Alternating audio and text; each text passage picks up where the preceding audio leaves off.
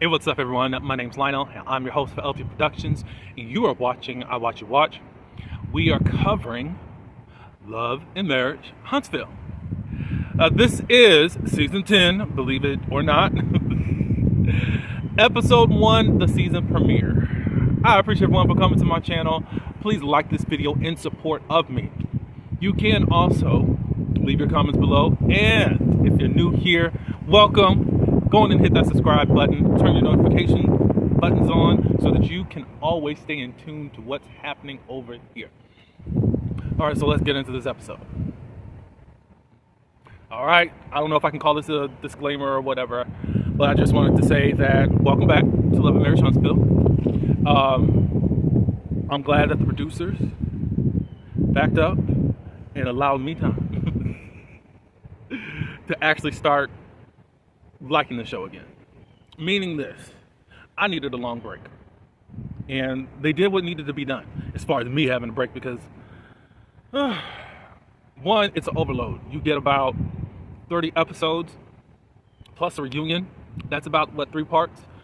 Yeah, it's a lot. And then you have all of these starts and stops, a lot, especially last year dealing with the Olympics and stuff. And it also was irritating how we had to start and stop other shows that I wanted to watch last season. So it's like, thank you for that. I don't know how much of the season is going to be just aired straight through, but possibly it'll just be better as far as with scheduling so that I'm just not irritated.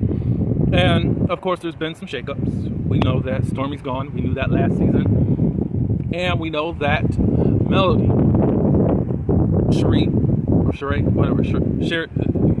Melody Rogers, she is no longer with the cast. And of course, there's always this question of, can the show survive without Melody, who is the breakout star out of all of them? We didn't know. However, the trailer was very fulfilling. This first episode was cool. They just got right back into it. I will say this much: how Mr. Carlos and Kingdom Reign, how they've been able to just make the show kind of new again, with the absence of a heavy hitter. It's interesting, you know. They only had a few months to really make it work, you know. So it's interesting because how they're even telling the stories. If you are new, you would really think that you're getting a new experience of some of these people, even how they're telling it, kind of rebranding Destiny, because I definitely needed to see more from her. To me, I think that she has a lot to prove, especially for some of the years have been very as far as what her presence is supposed to be on the show about, you know. But anyways, let's get into this episode. We start off with the Scotts 1.0. That's Marceau, and that's also Tisha, and in their home. I don't know where they are at right now. It looks a little bit nice in there. I don't know. We know it's not Scott Manor. Who knows when that's going to be done? Anyways, Tisha's trying to teach her children, that's including the youngest and MJ, some cooking things. They're grating cheese right now, and she's invited MJ to help out. MJ doesn't really want to do that. It's like, well, you know, you're going to be going off to college soon. You're going to have to survive, or you have to have a woman cook for you. And he was like, who goes to college to have a woman, you know? We get into the Scott's marriage and all that in just a second. But what I will say is that I've noticed from MJ over the years, it's been only a few times, he questions the systems of this world as far as how you're supposed to socialize and all of that. He challenges it. He questions it and challenges it. I think he gets that from his dad, even though he still has a more traditional mindset. But at least it seems like it started with him, Marceau, and MJ is seeing something different. I believe he's Marceau Jr. anyways. But yeah. So Marceau comes in. I don't know if he's just coming in the house or whatever, but he comes into the scene. And they start talking about their marriage. They're celebrating 19 years of marriage this year. Next year will be 20. And then Marceau gonna say out of his grown 40-something year self that's a whole decade. Tisha didn't even catch it. Hopefully a producer caught it, but hey, we don't know. Anyways, next thing you know, they have a visitor. And guess who it is? Miss Wanda. Now, we have not seen Miss Wanda for about 3 to 4 seasons now, since the whole craziness that happened season 4. As far as I know, with the behind the scenes with Miss Wanda, as to what happened is that they didn't really want to deal with her, really because of how she was talking about Mel and Martell's children, specifically one child. So she kind of got voted off the island. I think one person that is missed from the show is Miss Wanda. Miss Wanda was the comic relief, and you need something there to buffer out all of this stuff, and it just wasn't there. No matter how sarcastic Marceau could be, it wasn't enough. You know, it was a missing element to the show. All I want is for Miss Wanda to still be Miss Wanda, but conduct yourself with a little bit more wisdom, because we don't need this to happen again. So welcome back, Miss Wanda, and just give us a good show. She wants to talk about this whole Martell interview he did. If you did not know, this was like, I think around December or so, or maybe January. Marceau went on YouTube. He all of a sudden got this YouTube channel and allegedly pulled out from wherever, the depths of hell, this woman that's supposed to be Marceau's mistress. I guess supposed to be his old girlfriend or whatever. I never watched it. I didn't watch to see who wanted to cover it and all that, because I found it to be so lame. One, because it's like, Martell, you've had several years, and then you get this girl on here, and now it's all about y'all just passing her around like a train. She willingly came on here to talk about that. She is not no Corinne Steffens. If you know who Corinne Steffens is, whose nickname is Superhead and all that, she's been with all the rappers of the 90s and all that stuff. I just took a look at her. You look at Tisha and you look at this woman. Now you tell me, is Marceau actually messing with this woman? Don't want to call this woman ugly. However, facts are facts. Let's just say that she's not that appealing to that you would risk your marriage over. Let's say that much. And Miss Wanda wants to know, is it true what all she was saying? And Marceau said, I gave my response. And his response was, no response. And she says, that's not good enough for me. That's not a response. It's either yes or no. You're not getting anything out of him. Miss Wanda, we've been hearing for years since you've been off the show that you and Marceau's relationship is getting better. For you to now start all the way at A over that fool Martell, I don't think that's cool. I really don't. I don't too much care for Marceau, but if y'all in a good place, then you're in a good place. I understand about protecting your daughter and all this good stuff, but give it a rest. Quit playing around with us as if you are this person who's going to be a great mother-in-law and all that good stuff. Honestly, as I've said in so many reviews, I don't care. I hope Marceau has had 40 women, for all I care. Tisha's not leaving and all that good stuff. And then you just, Martell gonna bring somebody. But what, I don't even get it. How in the world do y'all go from, oh, we slept with the same girls, to this? Whatever. Tisha says, you know, we have our own communication, her and Marceau. And he's proven to be my protector many times. I can't say that always. However, this is on television. I don't know what it's like off television. So, it is what it is. Scott's 2.0. So, I don't call him this name. Y'all can call him that name. But Maurice Jr. and Kimmy, they are sitting down and they are going over college applications. And they're talking about when he goes to school, because you know Maurice always got to give some type of Martin Luther King speech about everything, especially when he's trying to show his child something. So he's just talking about, you know, going off to college and making the wise decisions. You have to be the one. You can see your peers drinking or smoking, whatever, and you're going to have to make the right choices in making the right decisions. And then they talk about the whole DUI thing. Like, away from us, do you talk about the DUI? Like, no, not really. So your friends don't? I said, well, they've only like cracked jokes as far as the arrest and all that. And then he's going to say, well, did they crack jokes when it was dismissed? I guess he wasn't attacking his son, but it just felt like, okay, over some teenagers. I don't know. Yeah, so congratulations to Maurice. having this taken off the books. We still don't know what happened. I don't really want to know at this point because it's been over a year since we knew about Maurice's arrest.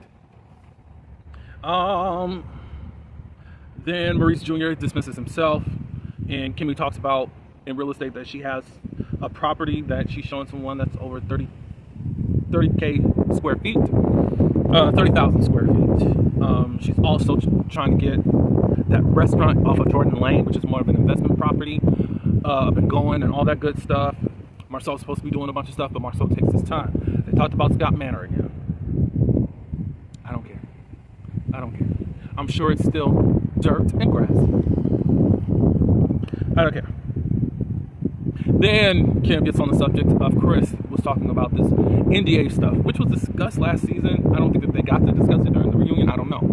Anyways, Chris was having a conversation with Mel last season about that.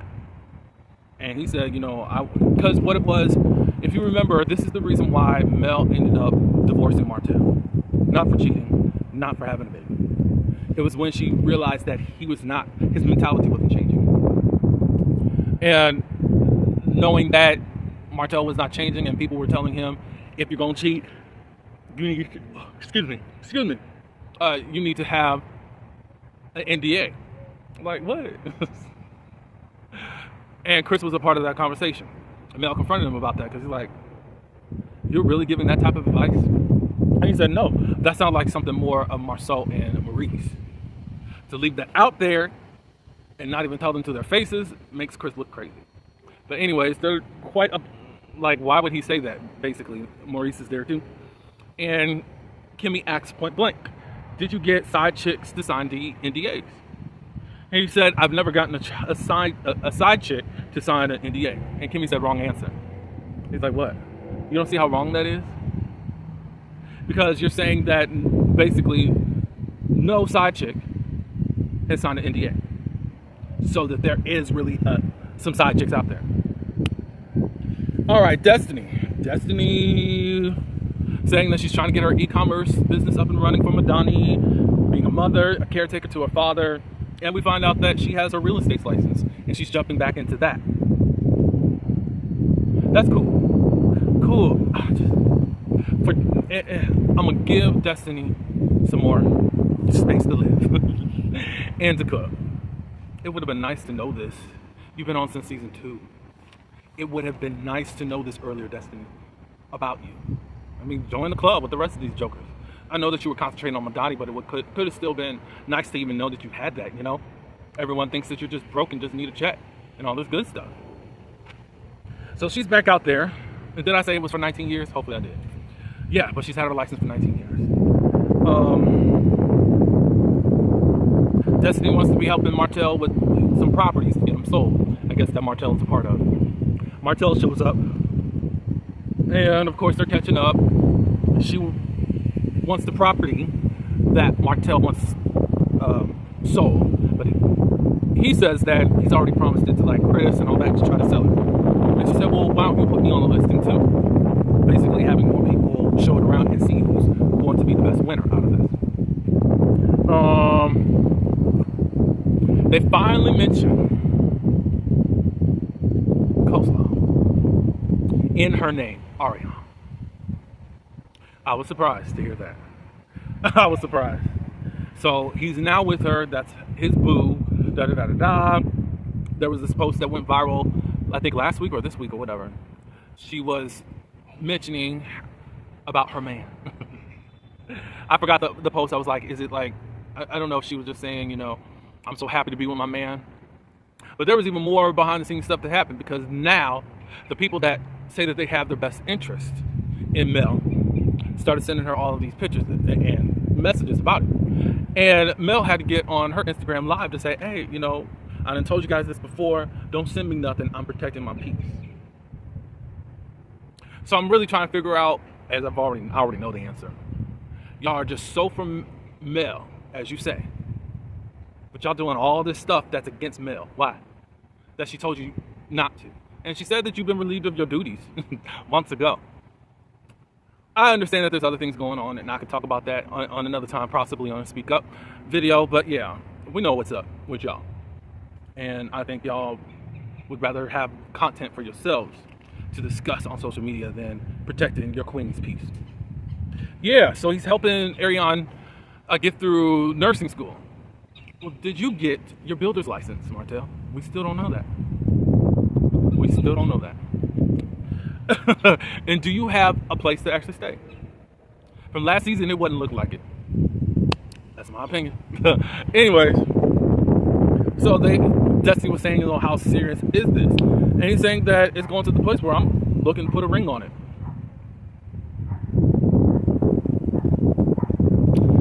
People have moved on. The optics are the optics. However, I think that Ariane, I'll be respectful until she gets out of line, and then you're back to coleslaw. I really think you're a fool if you decide to marry this man who's done countless things to be embarrassing to you. And now he done circled the block after circling so many times to finally put his feet someplace. He got his boots on the ground. That's what it sounds like or whatever. But anyways, more power to y'all, whatever y'all do. I guess eventually she's going to be on the show. I'm not looking forward to her being on the show. But it's going to be a mess if she do come, since she says that she's got all this tea on Marcel and Maurice. What about Destiny and Lance? They said that they haven't really spoken since LA, meaning the reunion, which I think they filmed around August or so. But anyways, she got this random text from him on Thanksgiving, and then I think she said 10 minutes later he posted a picture with Tim saying that he has a new baby out there. She don't know what's going on or whatnot. I don't think that they were officially a couple, but they were at least seeing each other. I guess you can call it talking, like this generation says, Then they talk about this whole Martell reveal of one of Marceau's mistresses. He says that he had to retaliate. They were talking, Tisha was responding to Martell and ended up outing him, saying that, that he likes the men's. Whether it's just part-time or all the time, he likes the men's. So that was his response to try to do all this crap. And Destiny was trying to say, you know what, you need to focus on your rebuilding. You've been doing it. There's no sense in going back and all that stuff. And you're better than this. I mean, well, that's been out the window for about 3 years or so. But at least, I guess Destiny's telling him right, despite of how we feel about the whole situation. Destiny still feels like he is a father figure, not a father figure, a brother figure. And I guess that's the parts that she chooses to hold on to. And cool. Probably the only other person that I would really like to see go is Martell, because he's a Cancer to the show, but hey, we'll see what it gives. Ken and Marquez, they meet up. They haven't seen each other since the reunion, and of course, Marquez says that he was ready to crash out.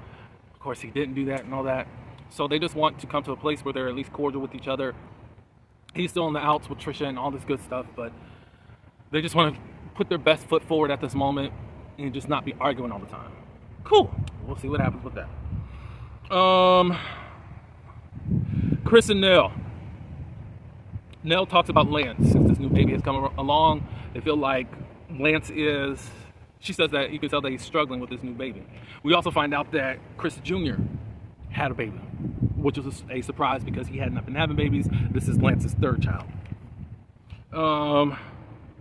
Chris says that he's invited Martell over, and then, which surprised Nell. So Martell came over and she confronted him about when they went to Polo Classics in Atlanta.